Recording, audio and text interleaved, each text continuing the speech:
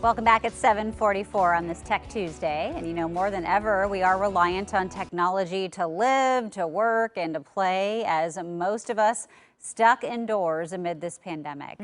So joining us live to talk about some of the new technology you could soon get your hands on, Digital Trends Greg Nibler. Greg, good morning. Thanks for joining us.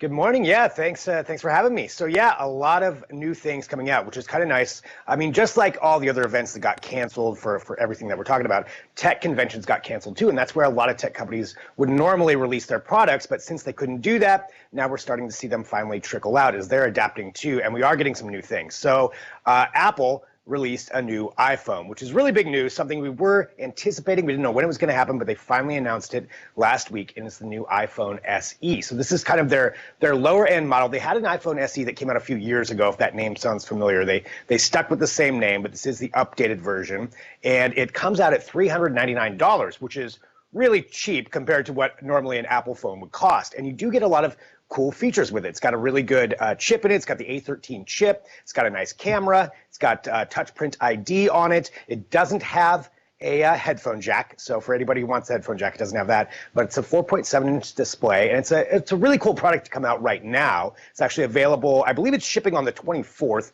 which is Friday. Days get confusing right now, but the 24th is when it's actually shipping out. So that's something that it's a new product that people can get their hands on. Okay. Interesting. Yeah. Okay. Well, and there's a rumor, Will, that new AirPods may be on the way. What can we expect with those? Are they going to look any different? I don't know as far as the look. We're not entirely sure on that, but this is another one that we expected Apple to have announced at the end of March is usually when they have their event. So since that didn't happen, everything's kind of delayed. But we're thinking in May that we're going to get some new AirPods. We don't know if they're going to be like an AirPods 3 or if they're going to be a Pro Lite. There's a lot of rumors about that, but we do expect a new pair. We also expect a new MacBook that should be announced in May too, so within the next couple of weeks that we'll be getting that, and then some new things from Microsoft also. And there are some good deals going on AirPods right now, which could be an indication that something new is going to be coming out, but definitely you can stay tuned at digitaltrends.com. We'll let you know about all the deals and what we know about the new products. Yeah, okay. I always shop the sale when the new one comes out. Right. Take You get advantage the of old the one, yeah, getting a discount. Right. Hey, you mentioned Microsoft though. There's also a new Microsoft Surface in the works.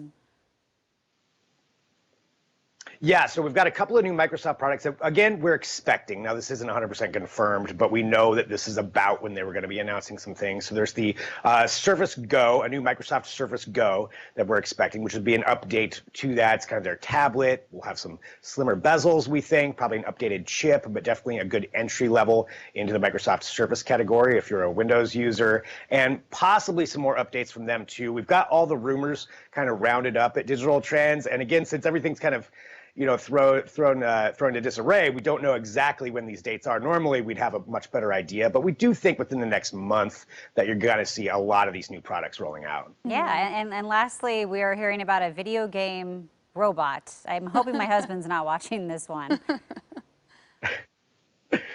Yeah, so when we hear about the rumors about products, there's also patents that companies file, and we do follow along with those. And this one I just thought was funny, so I wanted to talk about it, but it is an actual patent that Sony has filed for a robot that would be a companion robot while playing video games. Now, this thing is something, you never know if these are actually going to come to fruition, but if it were, it says it's got a feeling deduction unit, so it would be able to deduce a person's feelings using AI. So it could tell if you're having a great time playing your game, or if you're frustrated because you're losing, which would be what it would see with me all the time. It's got an internal state management unit that would be there, and it's got an action management unit so that it would know how to reply to you depending on how you're feeling as your companion robot. They also have details of a possible VR version. Yeah, I know.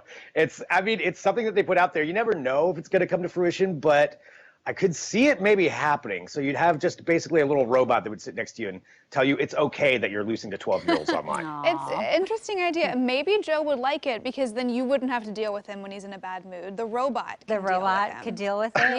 Yeah. Well, he's rediscovered that he can play with his friends and chat with his friends, and that's like a new thing now. He's like, I think I'm going to keep doing this after this is all over. Oh, like, lucky you. Great. All right. Thanks, Greg. We'll see you again You need the soon. robot more than ever then. Yeah. Yeah.